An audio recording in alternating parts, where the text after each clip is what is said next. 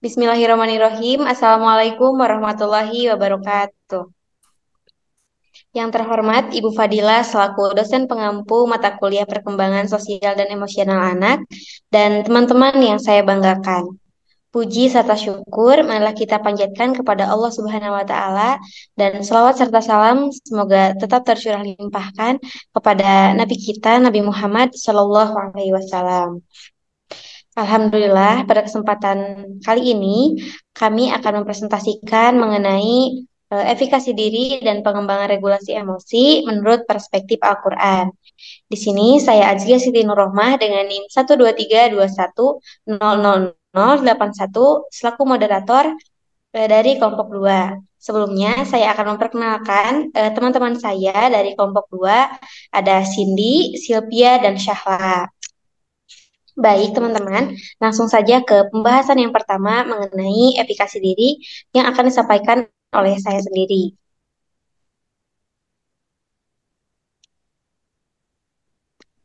Efikasi diri yang dikutip dari Gufron dan Risnawati pada tahun 2012 adalah salah satu variabel dari motivasi yang akan muncul apabila adanya minat dalam diri seseorang. Kemudian, Bandura juga mengatakan atau mendefinisikan efikasi diri adalah keyakinan seseorang akan potensi yang dimilikinya dalam mengerjakan tugas atau tindakan untuk mencapai hasil yang diinginkan. Secara sederhananya atau bisa kita simpulkan bahwa efikasi diri adalah sebuah keyakinan dalam diri terhadap kemampuan diri sendiri dalam mengerjakan suatu tugas.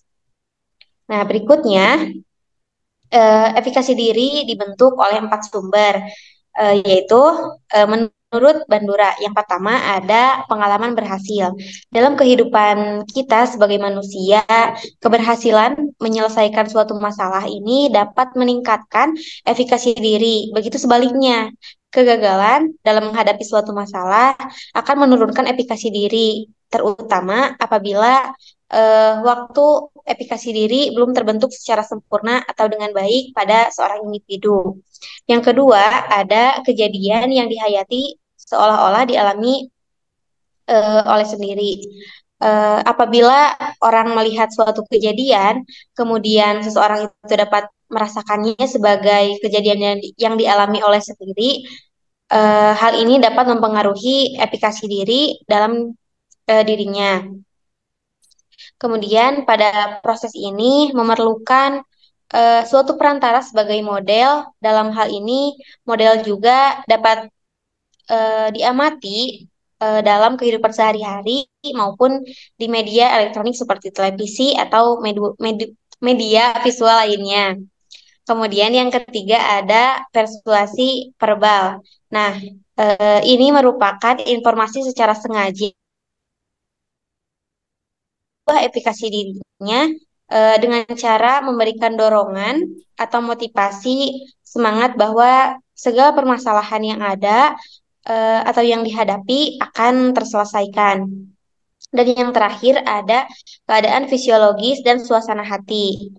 Ada 4 cara untuk merubah keyakinan efikasi diri, yaitu meningkatkan kondisi tubuh, kemudian menurunkan stres, merubah emosi negatif, dan mengkoreksi kesalahan interpretasi terhadap keadaan tubuh.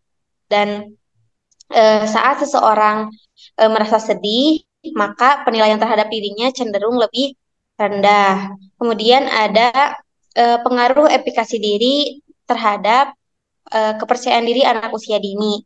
Nah, ini mempengaruhinya dapat meningkatkan performa fisik, tugas-tugas akademik, performa dalam pekerjaan, serta kemampuan untuk mengatasi kecemasan dan depresi.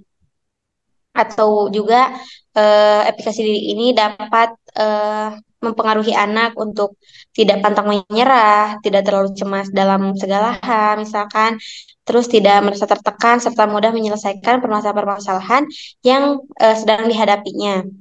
Kemudian selain itu, efikasi diri merupakan hal yang paling penting pada kegiatan pembelajaran. Dengan efikasi diri ini, anak akan meyakini kemampuan yang dimilikinya untuk menghadapi permasalahan-permasalahan dalam kegiatan pembelajaran. Mudah-mudahan dimengerti ya teman-teman. Selanjutnya ada pembahasan mengenai pengembangan regulasi emosi yang akan disampaikan oleh Cindy. Kepadanya saya persilahkan. Baik, di sini saya akan menjelaskan tentang regulasi emosi. Nah, regulasi emosi adalah suatu proses yang terdiri dari proses luar diri dan dalam diri yang bertanggung jawab untuk mengawasi, mengevaluasi, dan memodifikasi reaksi emosi untuk mencapai suatu tujuan. Menurut Thomson tahun 1994. Nah, menurut pandangan evolusioner, regulasi emosi sangat diperlukan karena beberapa bagian dari otak manusia memerintahkan individu untuk dapat melakukan sesuatu pada situasi tertentu. Sedangkan bagian lainnya menilai bahwa rangsangan emosional tidak sesuai dengan situasi-situasi saat ini, sehingga membuat individu juga dapat melakukan sesuatu atau tidak melakukan apapun. Lalu, adapun cara mengembangkan regulasi emosi pada anak usia dini ialah dengan pelatihan regulasi emosi. Nah, pelatihan regulasi emosi merupakan upaya intervensi yang efektif untuk meningkatkan regulasi emosi. Nah, tujuan utama dari pelatihan ini adalah untuk memperkenalkan cara-cara alternatif untuk mengatasi ketidakstabilan yang memadai, stres sehari-hari, dan kerentanan psikologis. Nah, anak juga belajar untuk lebih bertanggung jawab atas perilaku mereka dan menyadari bahwa mereka memilih bertindak ketika tertekan secara emosional, kemampuan untuk mengontrol disregulasi emosi menjadi lebih baik. Nah, pelatihan ini memiliki tiga fase. Fase pertama, menyediakan psikoedukasi. Nah, melibatkan si ekodasi, si edukasi tentang regulasi emosional dan meningkatkan kesadaran akan pola perilaku dan emosional. Prinsip-prinsip perilaku diajarkan dan peserta belajar membuat analisis rantai perilaku.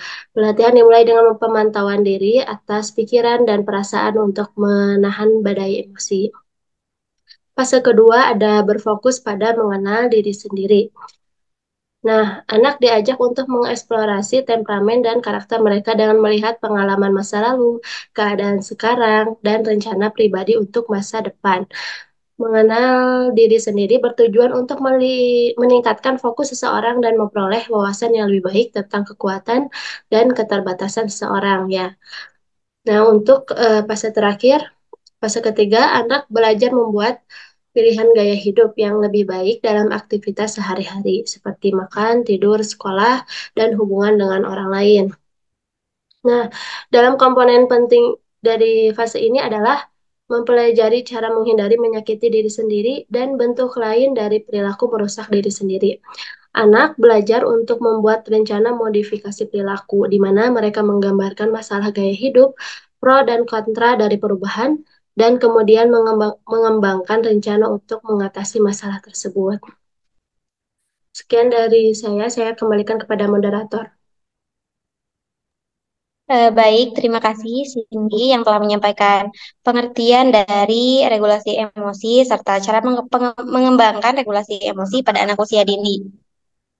Selanjutnya, ada regulasi emosi menurut perspektif Al-Quran, Quran Surat Al-Qasas ayat 15 sampai 16 dan Al-Baqarah ayat 153 yang akan disampaikan oleh Sylvia. Kepadanya saya persilahkan. Baik, terima kasih kepada moderator yang telah mempersilahkan saya untuk menjelaskan materi. Selanjutnya, yaitu ada materi mengenai perspektif Al-Quran, Quran Surat Al-Qasas ayat 15 sampai 16 dan juga Al-Baqarah ayat 153. Pada surat Al-Qasas ayat 15 sampai 16 ini menceritakan tentang kisah Nabi Musa ketika ia masih di Mesir sebelum diutus sebagai rasul. Di ayat ini, Musa digambarkan dalam sebuah peristiwa di mana ia secara tidak sengaja membunuh seorang laki-laki Mesir ketika mencoba membela salah satu dari kaumnya, yakni Bani Israel yang sedang berkelahi. Di sini ada perspektif Quran Surat Al-Qasas ayat 15 sampai 16. Yang pertama yaitu perasaan, penyesalan, dan kesadaran Musa. Setelah peristiwa itu, Musa segera menyadari bahwa tindakannya menyebabkan kematian seseorang. Meskipun awalnya ia berniat untuk membantu orang dari kaumnya. Musa merasa bahwa ini adalah perbuatan yang tidak semestinya dan ia menghubungkannya dengan gangguan setan yang menyesatkan. Lalu yang kedua, sikap tawadu dan permohonan ampunan. Musa menyadari kesalahannya dan merasa telah menzolimi dirinya sendiri, bukan hanya karena membunuh, tetapi karena tidak bertindak tanpa berpikir matang. Lalu ia segera berdoa kepada Allah dan memohon ampunan. Allah pun mengampuninya, menunjukkan kasih sayang dan rahmatnya. Lalu yang ketiga, pentingnya refleksi dan penyesalan. Ayat ini mengajarkan pentingnya refleksi diri setelah melakukan kesalahan. Nabi Musa sebagai manusia juga bisa berbuat kesalahan. Namun ia segera bertobat dan memohon ampunan kepada Allah. Ini menunjukkan betapa pentingnya memiliki kesadaran diri dan kerendahan hati untuk mengakui kesalahan. Lalu selanjutnya perspektif Quran Surat Al-Baqarah ayat 153. Ayat ini menekankan pentingnya sabar dan sholat sebagai sarana untuk mendapatkan pertolongan dari Allah. Sabaran merupakan salah satu nilai moral dan spiritual yang sangat dijunjung dalam Islam. Orang yang sabar tidak mudah menyerah ketika menghadapi tantangan dan kesulitan. Sabar juga memiliki dimensi emosional karena melibatkan kemampuan untuk mengendalikan perasaan seperti marah, frustasi, atau kecewa, serta mempertahankan ketenangan dan keteguhan. Dalam konteks pendidikan anak usia dini, sosial dan emosional anak sangat berkaitan dengan kemampuan anak dalam mengelola emosi, bersikap sabar, berinteraksi dengan orang lain, serta memahami dan mengatasi konflik. Mengajarkan nilai-nilai kesabaran dan ketenangan sebagaimana diturunkan dalam Quran Surat Al-Baqarah ayat 153 dapat membantu anak-anak mengembangkan keterampilan sosial dan emosional yang sehat. Selanjutnya, keterkaitan Quran Surat Al-Baqarah ayat 153 dengan perkembangan sosial dan emosional anak. Yang pertama yaitu pengendalian emosi. Anak-anak diajarkan untuk bersabar yang merupakan komponen penting dalam pengendalian diri dan pengelolaan emosi. Yang kedua, kesabaran dan interaksi sosial. Contohnya, anak belajar menunggu giliran, bekerja sama dengan teman sebaya, dan mengatasi konflik dengan tenang. Ini merupakan bagian dari pengembangan keterampilan. Selanjutnya yang ketiga, ketenangan dan menghadapi masalah. Seperti yang dicontohkan dalam ajaran Islam, anak-anak diajarkan untuk tetap tenang dan tidak gegabah dalam menghadapi situasi yang menantang. Lalu yang terakhir yaitu keberanian untuk berusaha. Kesabaran juga mengajarkan anak untuk tidak mudah menyerah, yang penting dalam perkembangan karakter dan mentalitas mereka. Ya, mungkin cukup sekian. Selanjutnya saya kembalikan kepada moderator. Terima kasih Sylvia yang telah menyampaikan materi. Selanjutnya masih dalam pembahasan mengenai regulasi emosi dalam perspektif Al-Quran. Kali ini perspektif Al-Quran dari Quran Surat Az-Zumar ayat 10 dan hadis Arba'in An-Nawawiyah yang diriwayatkan oleh Bukhari nomor 6116 yang akan disampaikan oleh Syafa. Kepadanya saya persilahkan. Baik, terima kasih. Di sini saya akan menjelaskan Quran Surat Az-Zumar ayat 10. Auzubillahi minasyaitonirrajim. Bismillahirrahmanirrahim. Qul ya ibadilladina amanu taqu rabbakumul ladzina ahsanu fi hadhihi dunya hasanah wa aradullahi wasi'atun. Innama yuwaffas sabiruna ajrahum bighairi hisab. Yang artinya, katakanlah Muhammad, wahai hamba-hambaku yang beriman, bertakwalah kepada Tuhanmu, orang-orang yang berbuat baik di dunia ini akan memperoleh kebaikan. Bumi Allah itu luas. Sesungguhnya, hanya orang-orang yang bersabarlah yang disempurnakan pahalanya tanpa perhitungan. Selanjutnya, pada Quran Surat Az-Zumar ayat 10 tentang keutamaan berserah diri kepada Allah dan mengandalkannya agar keterkaitan dengan regulasi emosi terlihat pada bagaimana berserah diri dapat membantu individu mengelola stres dan emosi negatif. Ketika seseorang mengandalkan Allah, mereka menghadapi tantangan hidup dengan mampu sikap positif yang menciptakan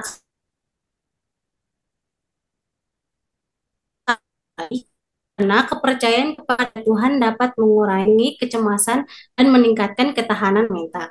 Selanjutnya,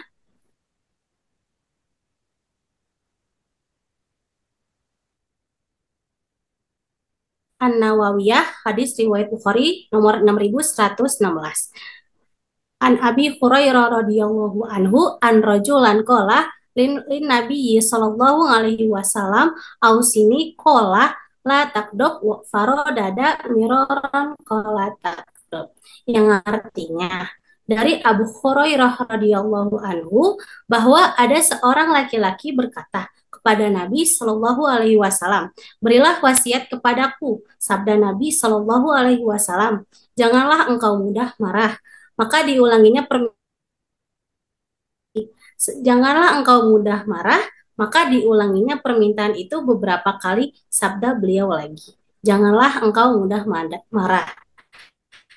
Riwayat Bukhari nomor 6116. Selanjutnya,